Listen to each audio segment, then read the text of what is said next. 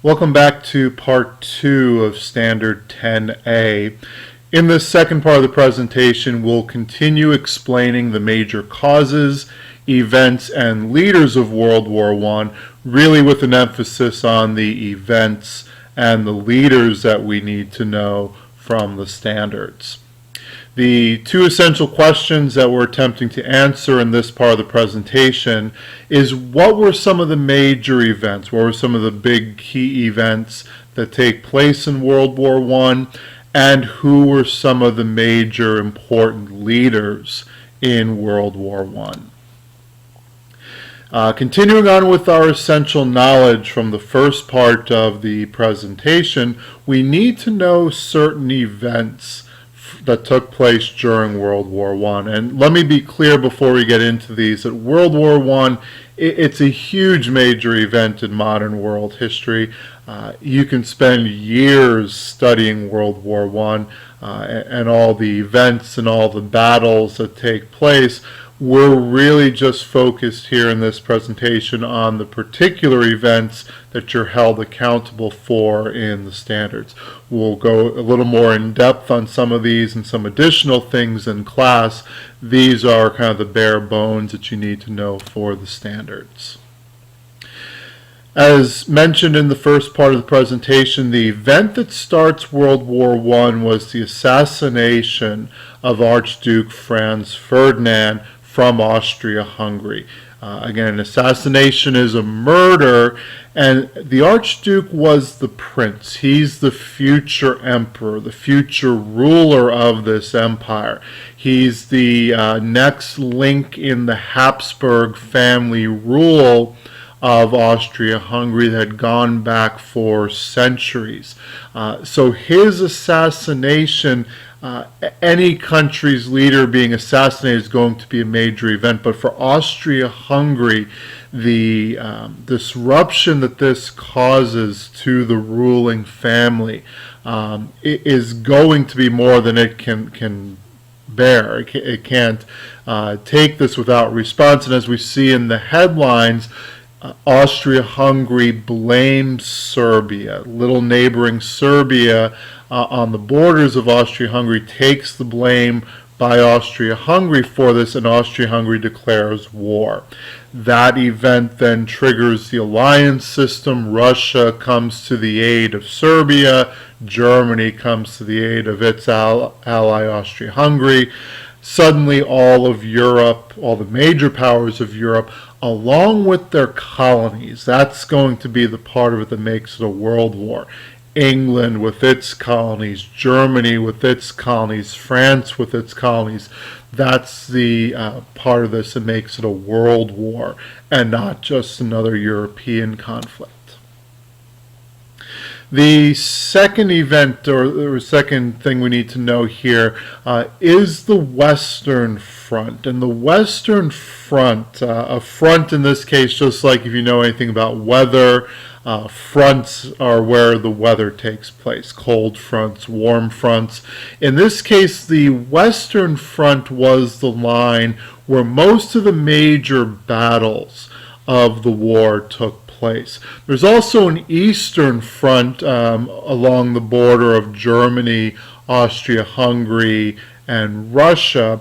But in terms of the battles and sort of the key events that take place in the war, we're really focused here on the Western Front. And we can see here on this big view map of Europe, the red line here will zero in a little bit more and see that the Western Front here is really in between Germany and France. It kind of cuts through northeastern France, and even today we can still see, if you go to Europe and you go to France and Belgium, these countries, you still see a lot of the reminders of World War I.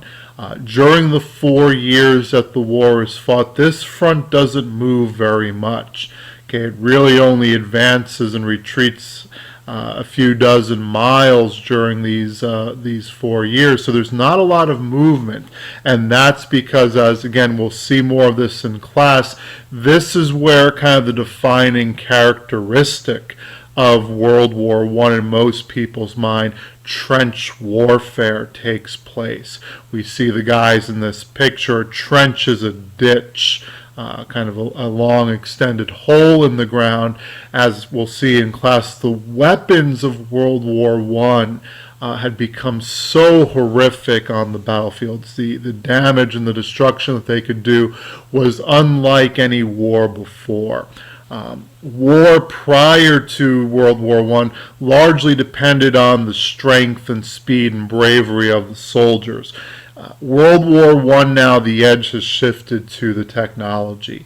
And we'll see more of this in class, but these soldiers who really didn't have any real advantage against these weapons, they dig down into the earth. They dig these trenches, and it becomes very difficult to move them out of these trenches.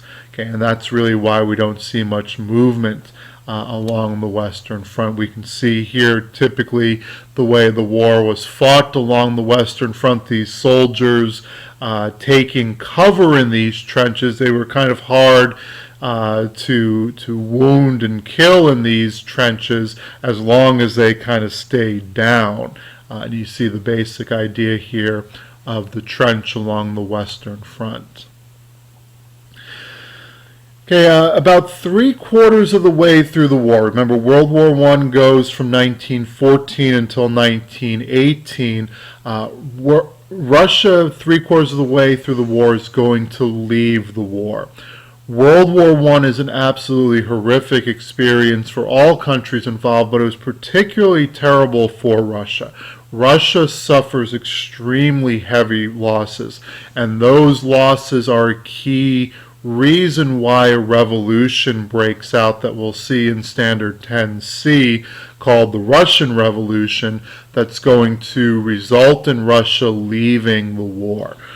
We can see here on this pie chart that these are just the Allies, or as they're sometimes called, the Entente powers. We can see of all the World War I dead for the Allies, Russia suffers 30% of the total war deaths on the Allied side. 1 out of every 3 soldiers killed on the Allied side is Russian. And that huge death toll is going to take its toll on Russia to the point that they leave the war in 1917. This gives a huge advantage to the Central Powers for a moment. It looks like Germany has dealt a knockout blow to the Allies by removing Russia from the war. It's at this point, though, that the United States enters the war on the side of the Allies. It's important to keep in mind the United States in 1917 is not a world superpower. Okay, militarily, the United States is lagging behind most of the European militaries. Those of you who play sports, though, might know, be able to relate to this. If a game goes into overtime and all the starters are really tired, at that point it's not really a matter of whose starters are the best. Now it's a matter of which team has a deeper bench, whose reserves are better. The Central Powers, Germany, Austria, Hungary, the Ottoman Empire, they didn't really have reserves. The United States were fresh legs, fresh guns, fresh soldiers off the bench here to help the Allies win a decisive victory here. The United States, for most of the war, keep in mind, was neutral. Okay, and by neutral we mean not directly involved. The United States was rooting for the Allies, but it's not directly involved in the fighting for most of the war. 2 events, though, dragged the United States into the war. Okay, the first was the sinking of a British ship called the Lusitania. We see the newspaper headline here. We see a picture of the boat.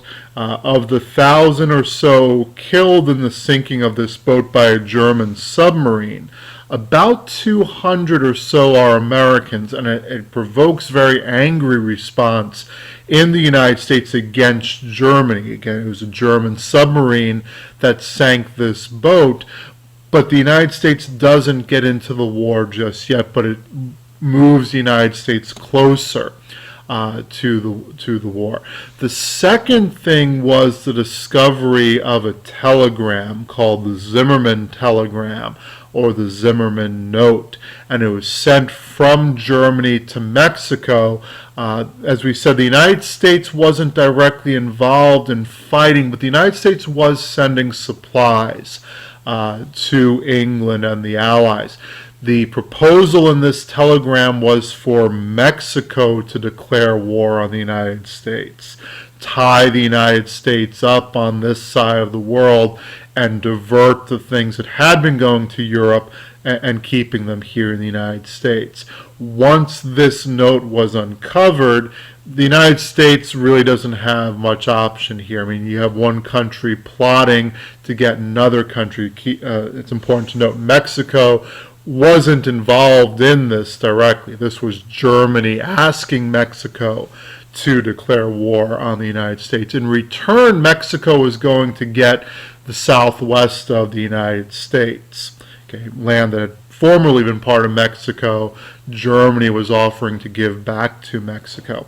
We see in this American political cartoon sort of the two events here. We see Uncle Sam shaking his fists in the background as the Lusitania is sinking here, and Germany is writing the Zimmermann telegram, the two key events here that get the U.S. into the war. Just like events, there's lots of World War I leaders. We're really responsible here for two. The first, one of the more colorful characters in world history here, Kaiser Wilhelm II of Germany. He's the German ruler from 1888 until the end of World War I in 1918. Wilhelm really is the embodiment of militarism. Okay, we see here there wasn't a medal Wilhelm didn't wear, there wasn't a uniform he didn't want to wear, there wasn't a hat.